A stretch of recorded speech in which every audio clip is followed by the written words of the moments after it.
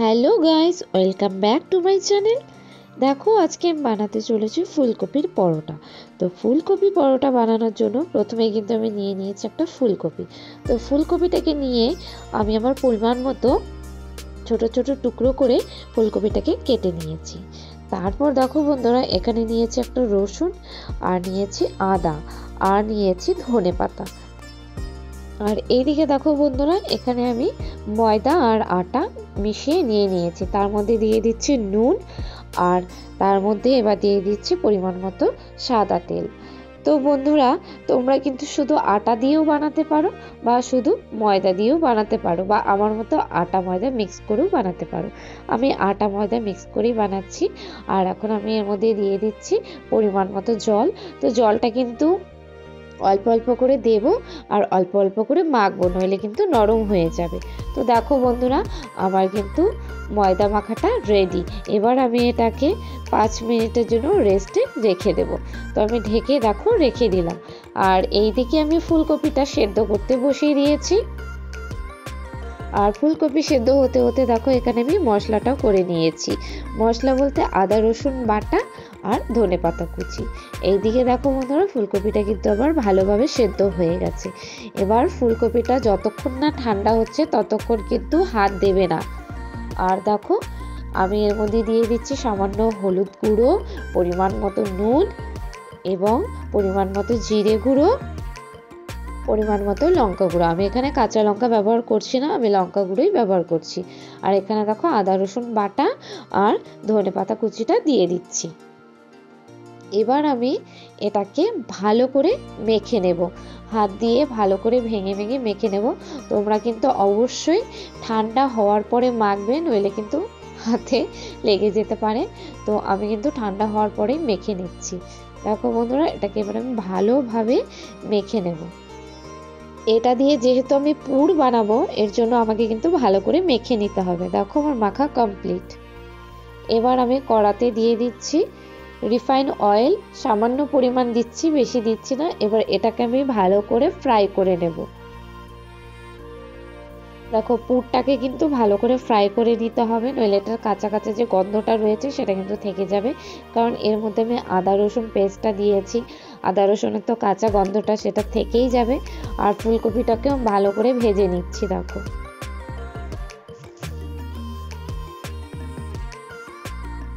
দেখো বন্ধুরা, আমার পুরটা কিন্তু পুরো রেডি।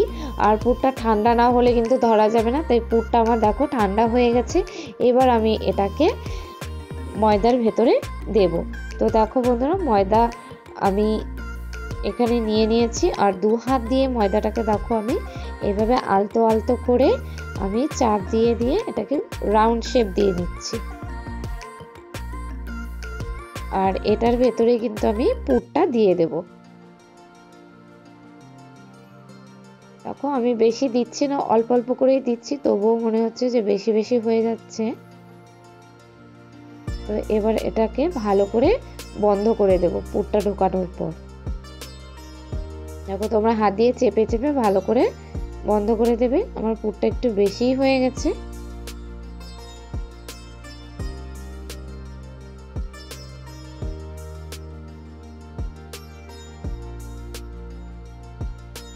দেখো বন্ধুরা, তোমাদেরকে আরেকটা করে দেখাচ্ছি, তাহলে তোমরা ভালো করে বুঝতে পারবে। আর আমার চ্যানেলে যে সকল নতুন বন্ধুরা রয়েছে, তোমরা যদি আমার চ্যানেলটিকে এখনও সাবস্ক্রাইব করে না থাকো, তাহলে অবশ্যই আমার চ্যানেলটিকে সাবস্ক্রাইব করে নাও। আর পাশে থাকা বেল আইকনটা প্রেস করে অল নোটিফিকেশন বাটনটা অন করে দাও। কেননা আমার চ্যানেলের সবকটি ভিডিওর আপডেট সবার আগে পাওয়ার জন্য। তো বন্ধুরা, তোমাদের আমার ভিডিওটা যদি ভালো লেগে থাকে, তাহলে অবশ্যই একটি লাইক, কমেন্টস এবং শেয়ার করতে কিন্তু ভুলো না। এইদিকে দেখো বন্ধুরা, আমার সব কটাতেই পুর ভরা হয়ে গেছে। এবার আমি এগুলোকে বেলে নেব। তো চলো এবার বেলে নিই। এই দেখো, আমি এইভাবে বেলে দিয়েছি। তো আরও যেগুলো বাকি রয়েছে সেগুলোকেও বেলে নিচ্ছি, বেলে নিয়ে তারপর তোমাদের সামনে আসছি। বন্ধুরা দেখো, আমার সবগুলো লেচি বেলা হয়ে গেছে। এইদিকে দেখো বন্ধুরা, আমি কিন্তু ওভেনে কড়া বসিয়ে দিয়েছি, আর আমার কড়াটা কিন্তু গরম হয়ে গেছে। এর মধ্যে আমি দিয়ে দিচ্ছি পরোটাটা। মানে রুটিটা যে বেলে রেখেছি সেটা দিয়ে দিচ্ছি, কিন্তু আমি আগে কিন্তু তেল দেব না। তো এটা যখন অল্প অল্প ভাজা হবে তারপরে কিন্তু আমি এর মধ্যে অল্প অল্প করে তেল দেব। আমি কিন্তু একবারে বেশি তেল দেব না, অল্প অল্প করে তেল দিয়ে আমি পরোটাগুলো ভাজবো।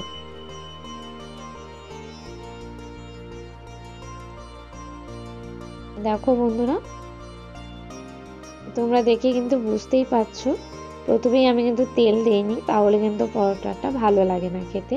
তাই আগে অল্প একটু ভেজে তারপর কিন্তু আমি তেল দিয়ে পরোটা বানাই। বন্ধুরা, এই পরোটা বানানো কিন্তু একদমই সহজ। তোমরাও এই পরোটাটা অবশ্যই বাড়িতে একবার ট্রাই করবে। আর এই পরোটাটা খেতে জাস্ট অসাধারণ লাগে। এই পরোটা আলুর দম বা ফুলকপি আলুর ডালনা বা চিকেন মাটন দিয়েও কিন্তু খেতে পারো, ভীষণ টেস্টি লাগে খেতে। আর দেখো বন্ধুরা, পরোটাটা কি সুন্দর হয়েছে। আরেকটা ভেজে তোমাদেরকে দেখাচ্ছি, তোমরা দেখে নাও। দেখো, আমি কিন্তু প্রথমে তেল দেইনি, প্রথমে এটাকে আমি ভালো করে সেঁকে নিচ্ছি, তারপর কিন্তু আমি তেল দেব। দু সাইড ভালো করে সেঁকা হয়ে গেলে তারপর আমি কিন্তু তেল দেব।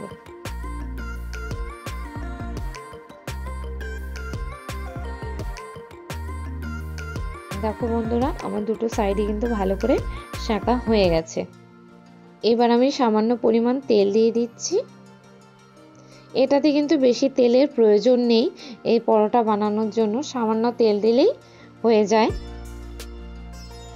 আর বন্ধুরা, এই পরোটা কিন্তু বানানো খুবই সহজ, তেমন বেশি ঝামেলা নেই এই পরোটা বানাতে। তোমরা তো দেখতেই পেলে তেমন বেশি ঝামেলা নেই। আর ঘরে থাকা সামান্যতম উপকরণ দিয়েই কিন্তু এই পরোটা তৈরি করা যায়। দেখো বন্ধুরা, এই পরোটাটাও আমার হয়ে গেছে।